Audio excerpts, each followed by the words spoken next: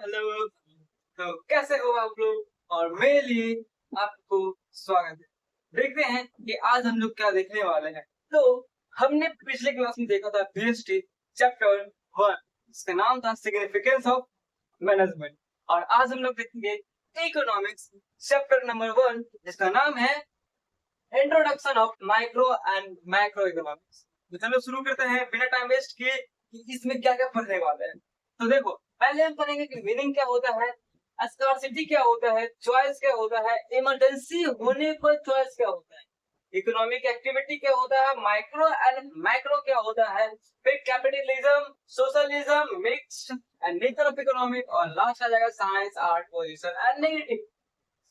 Main तुम्हारे पास 10 है, क्योंकि नेचर ऑफ इकोनॉमिक्स में ये तीनों आते हैं। हमें अगर 11वां चैप्टर बना दिया है तो कोई दिक्कत वाली बात नहीं है कि तुम्हें और 11 पढ़ने हैं। हम देखो ये देख के चलने वाले हैं कि जितने भी चैप्टर्स है उसमें 10 टॉपिक्स निकाले और इस 10 टॉपिक्स को यहाँ लिखे और तुम्हें पता है कि इस चैप्टर में क्या क्या चीजें हैं। इस चैप्टर में मेनली तुम्हारे पास 10 टॉपिक्स है, इसमें ये वाले टॉपिक्स इसमें मिक्स हो जाएगा, ये फिक्स में फिक्स हो जाएगा। तो बिना टाइम वेस्ट किए हम पहले शुरू करेंगे कि meaning, introduction of micro and macro. Meaning क्या होता है? तो क्या तुम हम ये बता सकते हो कि इकोनॉमिक्स किसे कहते हैं? अगर तुम्हें 10th में पढ़े होंगे तो ये तुम बता सकते हो कि इकोनॉमिक्स क्या होता है।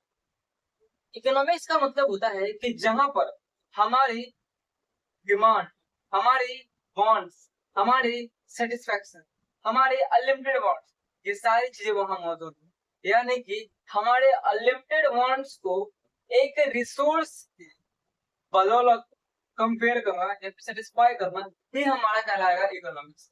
मान लो ये कोई व्यक्ति है, ठीक है, इसका डिमांड है कि हमारे पास घर हो, हमारे पास कपड़े हो और हमारे पास फूड्स हो। तो ये तीनों डिमांड इस बंदे के पास है। इस बंदे का 3 डिमांड है, हमारे पास घर हो, हमारे अच्छे कपड़े हो और हमारा फूड हो। ये हमारे क्या है, नेचुरल वांट्स है जो हर आदमी को पूरी करनी चाहिए। लेकिन इसके और भी बहुत सारे वांट्स हैं जो कि लंबे लंबे, जैसे ग्रोथ, हमारे एक तो बिजनेस हो, दूसरा हमारी शादी हो, तीसरा हम बिजनेस में हम करोड़पति हो। ये क्या होता है, ये हमारे हो जाएंगे अनलिमिटेड वांट। यानी कि जो हमारी जरूरत में चीजें आती है, जो हमारे लिए सच में जरूरी है, वो हमारे जरूरत होती है, वो रिसोर्स के लायक है, वो हमारे वांट्स होते हैं। लेकिन ये जो बाहरी चीजें हैं जिसकी हमें जरूरत भी नहीं, हमें इसमें खुश हो सकते हैं, हम इसके अंदर खुश हो सकते हैं, लेकिन हम इसको ऐसे नहीं कंपेयर कर सकते। इसलिए हमारे दो व्यक्तियों के माइंड में दो वांट्स होते हैं, एक लिमिटेड, एक अनलिमिटेड। लिमिटेड में ये तीनों आ जाएगा और अनलिमिटेड में ये तीनों आ जाएगा। तो हम इस डिफिनेशन को इस तरह से बोल सकते हैं कि किसी भी लिमिटेड रिसोर्स को अपने अनलिमिटेड लाइबिलिटी या फिर अनलिमिटेड वांट्स को सेटिस्फाई करने के लिए कुछ इस तरह से यूज करना कि हमारा अनलिमिटेड सेटिस्फाई हो जाए। जैसे कि हमें 10 करोड़ कमाने हैं तो हम मान लो 25 करोड़ भी कमा ले, सॉरी 1 करोड़ भी कमा ले, तो हमारा अनलिमिटेड वांट्स कंप्लीट हो सकता है। तो हम अपने लिमिटेड रिसोर्स को किस तरह से यूज करें कि हम अपने सेटिस्फाई को पीक लेवल तक लेकर जाए, ये हमारा होता है मीनिंग। समझ में आया? फिर समझते हैं स्कार्सिटी क्या होती है। तुम्हारी इस मीनिंग के बदौलत तुम्हें क्या मिलेगी? तुम जाकर गूगल पे सर्च करो कि स्कार्सिटी होता क्या है।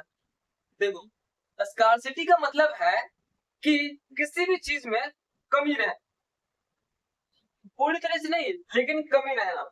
जैसे कि इसके पास इसके पास 100 रुपए है, लेकिन इसको बहुत सारी चीजें करनी है, जिसमें पहले हमें क्या, पिज्जा, पिज्जा खाना है, या फिर बुक्स खरीदने हैं, या फिर क्या हो सकता है। तो ऐसे ही तुम इसका एक और एग्जांपल ले लो, या फूड्स, वेजिटेबल, जिम, जिम लेते हैं। तो इसके पास 100 रुपए ही है, पिज्जा खाने में इसको लग रहा है कितना रुपए, एक पिज्जा की प्राइस है 50 रुपए मान लेते हैं, एक बुक का प्राइस है 70 रुपए मान लेते हैं, और इस जिम का प्राइस है 100 रुपए मान लेते हैं। तो इसके 3 वांट्स है कि हमें इन तीनों में से किसी एक चीज को पूरी करनी है, लेकिन इसने माना पिज्जा चुना, पिज्जा चुना नहीं, तो इसको तुम ऐसे समझो कि ये 150, ठीक है। तो इसने पिज्जा चुना, लेकिन पिज्जा चुनने में इसका पिज्जा का प्राइस है 150, 150, लेकिन इसके पास तो 100 रुपए है ना, तो ये 100 रुपए है, लेकिन इसके वांट्स की बदौलत नहीं, ये सिर्फ बुक्स ही खरीद सकता है इस 100 रुपए में। तो जिसके जो वांट्स है उसको सेटिस्फाई नहीं किया जा रहा है, इसमें हम कह सकते हैं स्कार्सिटी। हमारे पास पैसे भी है, हमारे पास रिसोर्स भी है, लेकिन हमारे पास लिमिटेड पैसे है, हमारे पास अनलिमिटेड पैसे नहीं, लिमिटेड पैसे 100 रुपए, और 100 रुपए में ये सारे सामान नहीं आ सकते, इसलिए हम सिर्फ बुक्स ही खरीद सकते हैं। यही हमारा होता है स्कार्सिटी।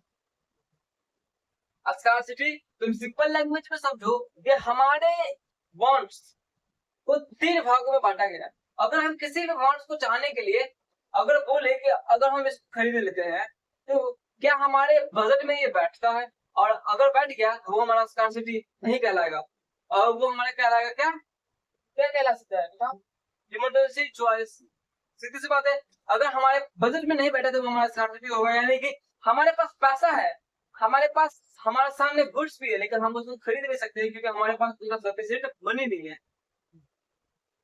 फिर है चॉइस, चॉइस का है, तो चॉइस का तो मतलब ऐसा समझ सकते हो कि किसी एक चीज को, किसी एक चीज के लिए दूसरी चीज को सेक्रीफाइस कर दो, यानी कि किसी एक वस्तु के लिए किसी दूसरे वस्तु को छोड़ देना। Just example pizza books and, ठीक है, चलो मानते हैं, यहाँ फ्लिप करते हैं, ये है 10 रुपए का, 70 रुपए का, और ये मान लो 50 रुपए। तो इसके पास 100 रुपए है, लेकिन इसके पास 100 रुपए में ये सब खरीदा जा सकता, 85 रुपए में जा सकता है, 70 रुपए में ढुक सकता है, और फिल्म का टिकट 10 रुपए में आ सकता है। तो इसने सोचा, इस व्यक्ति ने सोचा कि हम ऐसा क्या करें जो हमारे पैसे भी वसूल हो जाए और हमारे सेटिस्फेक्शन लेवल भी अप हो जाए। तो इसने चॉइस किया, मान लो इस फिल्म 10 रुपए में फिल्म की टिकट आ गई, लेकिन इसकी दो कंडीशन, यानी कि दो जो अपॉर्चुनिटी थी वो खो गई, यानी कि पिज्जा खाने से उसे मैक्सिमम सेटिस्फेक्शन मिल सकता था, उसे मजा आ सकता था कि हाँ हम आज ने क्या खाया। फिर आता है बुक्स, उसके पास जो नॉलेज आने वाली थी वो छूट गया, यानी कि किसी को पाने के लिए किसी को खोना हमारा कहलाएगा क्या, स्कार्सिटी के बाद चॉइस, किसी को पाने के लिए किसी चीज को खो देना ही हमारा चॉइस कहलाएगा। फिर आता है क्या, emergency of choice.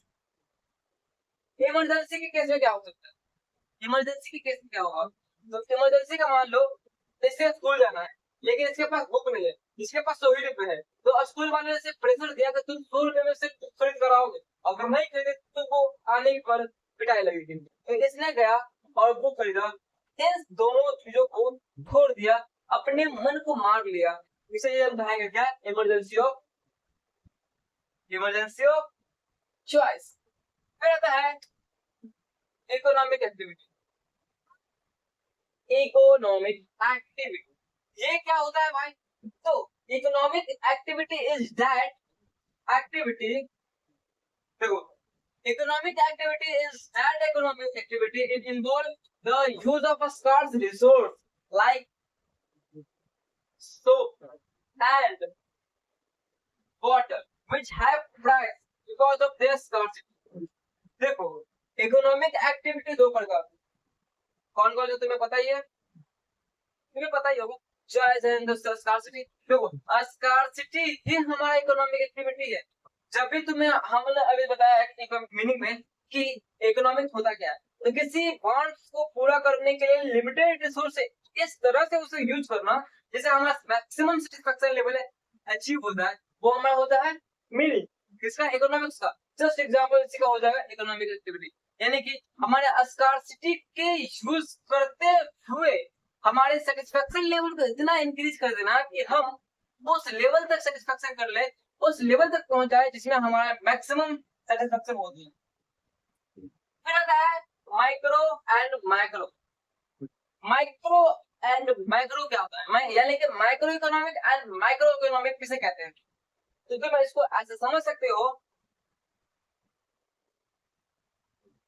Micro economic में हम वो सारी चीजें लेते हैं जो हमारे बिजनेस के अंदर, हमारे सोसाइटी के अंदर और हमारे लोगों के बीच में होते हैं। ऐसे मान लो कंज्यूमर या फिर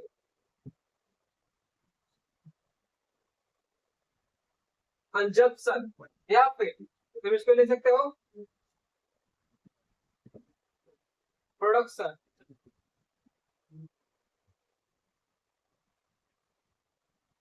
सेल, परचेज। ये सारी चीजें हमारे क्या है कि माइक्रो इकोनॉमिक, यानी कि छोटे लेवल पर अगर हम किसी भी चीज को स्टडी करते हैं वो हमारा कहलाएगा माइक्रो इकोनॉमिक। छोटे लेवल पे यानी कि किसी एक लेवल पर हम अपने माइक्रो इकोनॉमिक को स्पेसिफाई करते हैं। फिर माइक्रो, माइक्रो जो होल इंडिया, पूरे इंडिया को, पूरे वर्ल्ड को मैक्सिमाइज करते हैं। तुम इंडिया के बारे में सोचो कि इंडिया में लोगों के टैक्सेस कितने होंगे, ऐसे कि तुम समझो वो तो बहुत माइक्रो हो गया ना। ये माइक्रो इसमें क्या होगा, पहला टैक्स,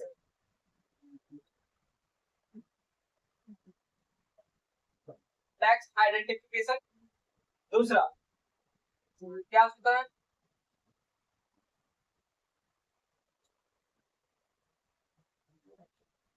इनकम कैलकुलेट होगा। तीसरा क्या हो सकता है, तुम ही बताओ क्या होगा, मैक्सिमम तुम्हारा बाहर की चीजों का आ जाएगा गवर्नमेंट पॉलिसी।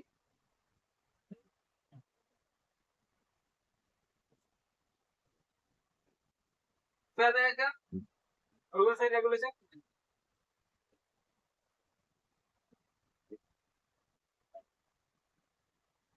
देखो ये तुम्हारे अंदर के बिजनेस को इफेक्ट करता है, लेकिन ये पूरे बिजनेस को इफेक्ट करता है।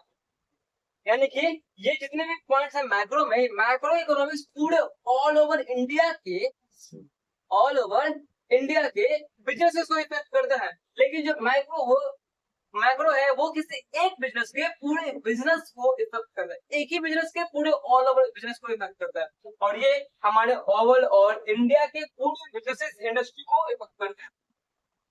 फिर है कि इम्पोर्टेंस है माइक्रो एंड माइक्रो के इम्पोर्टेंस, तुम इसको बता सकते हो। वैसे भी तो वो जो consumer, consumption, production, sales, purchase, tax, income और गवर्नमेंट एंड रूल्स, ये तुम्हारे इम्पोर्टेंस ही मान लेते हैं। फिर capitalism of market. Capitalism, capitalism का मतलब होता है कि तुम ये कह सको कि हमें नहीं पता है। देखो कैपिटलिज्म का मतलब होता है कि तुम्हारे अंदर की चीजों में, यानी कि बिजनेस के इन्वॉल्वमेंट, बिजनेस के रूल्स, बिजनेस के रेगुलेशन, बिजनेस के सारे ऐसी चीजें जो बिजनेस डिसाइड करती है, रूल्स डिसाइड करती है, रेगुलेशन डिसाइड करती है। जैसे एग्जाम्पल तुम ऐसा समझ सकते हो कि ये कोई बिजनेस है, इसने कैपिटलिज्म है, जिसमें आएगा क्या क्या, पहला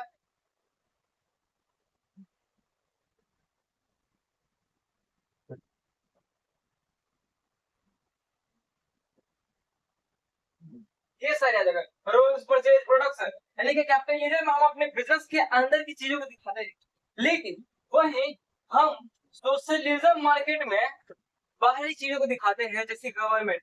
जस्ट एग्जांपल तुम इसको लिख सकते हो माइक्रो एंड माइक्रो। माइक्रो में हम इसको लगा सकते हैं कैपिटलिज्म, और माइक्रो में हम लगा सकते हैं सोशलिज्म।